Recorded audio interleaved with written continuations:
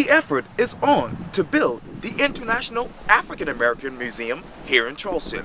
In this edition of Quintin's Close-Ups, I sit down with President and CEO of the museum, Michael Moore. Michael, it is so good to see you. It is great to meet you and to have a chance to talk with you. Likewise. Well, let me talk to you about the authors, because you actually said this on Facebook, quote, "I can't remember seeing an article about radicalization in Dylan Roof." Let's talk about the accused Emmanuel A.B. shooter. As you know, we've heard a lot of powerful testimonies from both survivors now, as well as law enforcement officials. And I'm wondering this, when you think back to this particular trial, to really what happened last year, what still plays in your mind? Well, a lot of things, as you can imagine. I mean, I approach this issue from a variety of different standpoints. First, from a human standpoint, I think it's just an enormous tragedy. Anytime that life is taken, it's a tragedy. As an African American man, there's obviously a very strong racial component to what happened, and I think that that's a tragedy.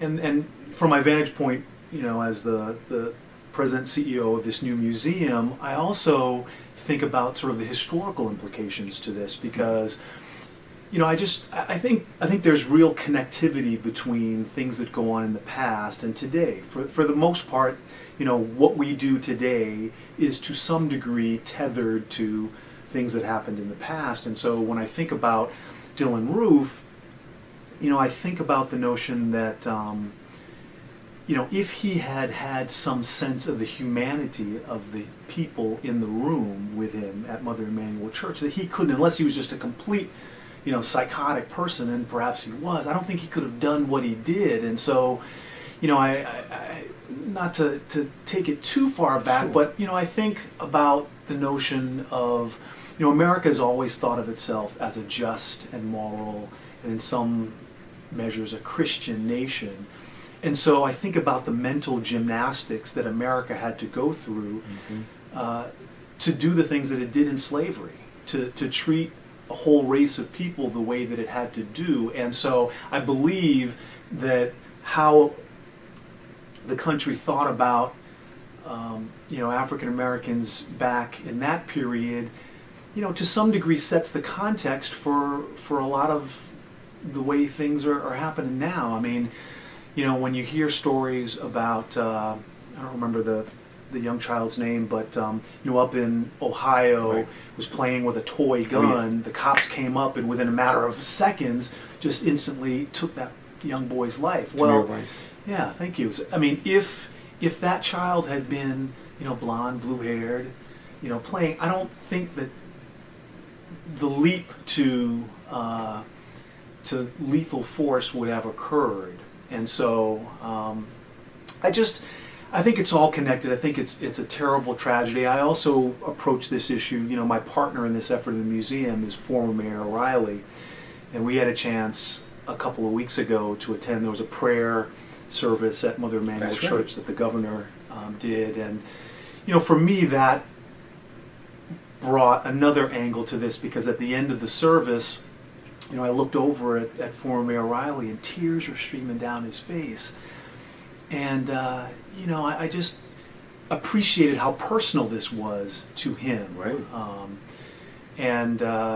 There's a lot of cynicism in the world these days, particularly in the world of politics. And for this man to, have taken the events of last June so personally that a year later, year and a half later, it's still impacting him and bringing him to tears. It was just a powerful moment. So it's a long-winded answer, but a lot of things rushed through my head. And also the last point, if I could, I think for me again, I am in the trenches trying to raise money, trying to do the things that we need to do to build this museum, and we're going to do that. We're going to break ground sometime, next fall. And events like, the tragedy at Mother Emanuel, events like some of the things we've seen in this political season around racial intolerance and racial strife, it gives me even more sort of purpose to what we're doing, because I think we need to tell the kinds of stories that we're going to tell in the museum. We need to protect and preserve African American history, and so. Oh, no worries. You talk about politics a lot, and I want to get to Walter Scott and Michael Slager in just a moment. But as you know, President-elect Donald Trump will become the next president on January 20th. And as you can see on social media and really talking to people on the streets, there's a divide here in this particular country. Mm-hmm. Let me ask you this. Where's the state of America right now in your mind? Deep question. So I think race has been used. Race is a tool to accomplish certain broader objectives. I mean, I think race is used to divide people. There are people who are making money off of racial division, who are preserving their place in society, let's say, who are cashing in on poor working class folks who are told that it's not the power structure, it's not the system, it's the immigrants, it's the Mexicans, it's the black folks, it's the LGBTQ community, it's whatever, and sort of pitting people together. So I think we're at a real crossroads in America, and I think these next 4 or 8 years with our new president will be really pivotal in trying to figure out where we go as a nation for the foreseeable future. You know, I believe I grew up in a family long devoted to public service. People who were involved deeply in the civil rights movement, who were involved even before that in fighting for just the basic initial rights that African Americans had in this country. Okay. And I believe that we've sort of flipped relationships on a very important thing in this country. I believe that the economy should serve society. I think in the last 30 or 40 years that's flipped, where the economy is the ultimate objective. Everything, flows up to the economy. We so honor and focus on making money that we have sacrificed all kinds of basic human kinds of considerations around human beings and the like. I look at a lot of the statistics in this country about homelessness, about child poverty, about all kinds of things, and I see other countries that think differently about this question, sure, taking better care, of their people, and I want to be clear. I mean, I'm a business guy, and this is my first foray into the nonprofit world, and so I don't approach this from the standpoint of saying that everything about America is wrong. I don't believe that. I just believe that we've gotten our priorities just sort of out of whack in a way that, somebody like our president-elect, and I don't want to get too partisan, okay, but somebody who has just worshipped sort of personal aggrandizement, personal, wealth his whole life is put up by our people that now they lead our government. And I just, I'm much more focused on what impact are people making to the people, to the masses of people. And I have high hopes for some of the things that the president-elect has said in terms of fixing some of the issues that face people in terms of jobs, employment, that kind of a thing, but time will tell. Okay. Let me turn you back to really here in Charleston. Obviously, the Michael Slager case, that is, was declared a mistrial last week, and you actually said this on Facebook too, quote, "Mistrial in the Slager case." When you first heard that news, Michael, what did you tell yourself? On the one hand, unfortunately, and perhaps cynically, I wasn't surprised. There have been so many of these trials that have ended up in a similar kind of a fashion. And it goes back to the point I was trying to make just about how America sees people of color, African Americans, African American men.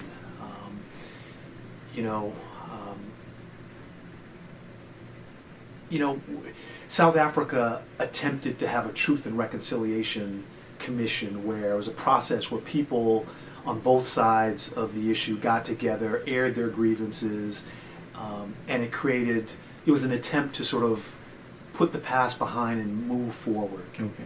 Obviously, South Africa is still, struggling with this, but they made an effort. We've never, really made an effort to deal with some of these issues around race. We've, as quickly as we could, brushed things, kind of under the rug, and so I think there are still open wounds. I think there are still lots of societal sort of defects that flow from history, from slavery, from America's sort of original sins, of which I think slavery, and I think certainly the treatment that it had to our native population certainly was. So, I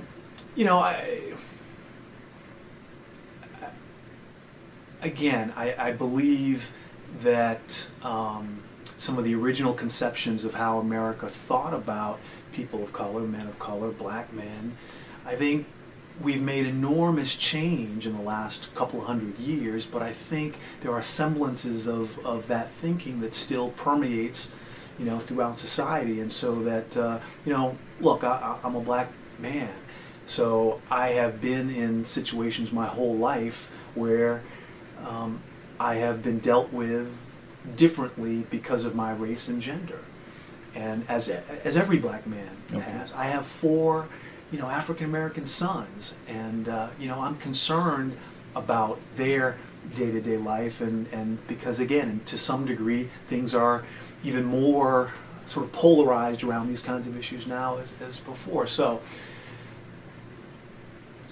I think that case was a tragedy. I think I'm not a lawyer. I don't know the specifics of the law. I'll give the police officer the benefit of the doubt that perhaps at one point in that altercation he may have felt in danger, but I don't understand as a layperson how that danger could have persisted while the man was running away. And so I wonder, how is the law constructed around this issue that would there's got to be a line where that law stops. I mean, if somebody is facing lethal threat, the officer pulls his gun, that's one thing. That threat doesn't persist forever, and it seems to me that, if somebody's running away from you, that there no longer is immediate, deathly sort of potential harm. So, it's just very, very frustrating. Yeah, it's very frustrating. Let me turn to Penn Center. You and the other members of the International African American Museum took a trip down to St. Helens Island recently, and I'm wondering what memories play back in your mind of that particular event. Yeah, I love Penn Center. My family is from down that way. My great-grandmother worked at Penn Center back in the 1870s. So for me personally, it's always a gift to have an opportunity to get down to that neck of the woods. I'm going back tomorrow. But Penn Center is such just a wellspring of history, of African American history. It's such an important place. I mean, many people don't know, but in November of 1861, before the end of the Civil War, before the Emancipation Proclamation, was the Battle of Port Royal, and the Union came down and basically captured that geography, that area, and so the white folks basically fled, leaving the enslaved people who were effectively free. They weren't legally free, but they were effectively free. And Penn Center was one of the first experiments around creating a school to educate those folks. And another part of why I'm going down tomorrow, there's a very important effort underway to try to inspire President Obama to basically acknowledge 5 sites centered around Beaufort County, Penn Center being kind of at the center of that, with the Antiquities Act, to basically protect those, to create a Reconstruction era monument, and this would be the first of its kind of the, you know, hundreds of national park sites Right. and the millions of square feet that the national parks have. None of them are dedicated to this important part of history, to Reconstruction. So that's why I'm going back. But it's always wonderful to be down there. They're beautiful, wonderful people down there, and I look forward to spending more and more time there. And you talk about former Mayor Joe Rowley, that is, earlier. Obviously, he's a part of this new team, and as far as, you know, the board of trustees, if I got that right. Sure. But you guys just welcomed 4 new members. Yeah. Well, you know, one of the things that we're doing is we're building our board. We're in fundraising mode, Sure. and we are aligning ourselves with people who can help us. Let me just give you a sort of little perspective. Please. Project to build a museum, $75 million total. We've raised about $50 million between the city, the county, and the state, and so leaving the final $25 million. We've raised about 5 of that privately, and so we're into the last $20 million or so. And so it's you know, former Mayor Riley and I, and current Mayor Tecklenburg, Yes. and others. We're out hat in hand and working hard to raise this last money. And so yes, we've brought a number of people on board, including Mayor Tecklenburg, who has always been a supporter, and you know, we just were able to get him on formally. But it's great. Our board, we have a wonderful board of people who are very active and engaged in the process of trying to make this museum come to life, and it's very exciting. In 2 years from now, if I'm able to talk to you for Quintin's Close-Up, what would you say about the International African American Museum? Well, in 2 years, let's see, we are just at the end of 2016 now, Right. 2018. Right. We're actually, we'll have right out this window, Yes. there'll be some construction. We're actually not slated to open the doors until fourth quarter of 2019. Okay. We're scheduled to break ground this summer, this fall. Right. It's going to take about a year and a half to build and then to populate with exhibits and all that. So we will be very excited. Hopefully we'll get a chance to talk before 2 years, but in 2 years we'll see you know, the structure out there. Right. It will be being built. It will be just tremendously exciting. We'll probably still be raising some money. We're going to continue to raise money to build an endowment to support the museum. Right. We'll also be creating all sorts of programs. I'm looking forward to creating a platform to allow us to focus on social justice. You know, it's really important for me and for those of us associated with the museum that, you know, we're a museum that isn't just sort of looking in the rearview mirror, Sure. but that we also want to have a contemporary presence, and we want to contribute to sort of current important conversations around race, around social justice. Right. And I think, you know, our relationship to the former mayor gives us a unique vantage point, along, of course, with being in Charleston, which is such a historically rich place. Yes. You know, we want to contribute to sort of the current dialogue about these things. So it's very exciting. Yeah, it's good to hear. Michael Moore, thank you so much for your time. I really appreciate this. Thank you, sir. I Thank appreciate you. it. I feel like I've arrived. Thank you.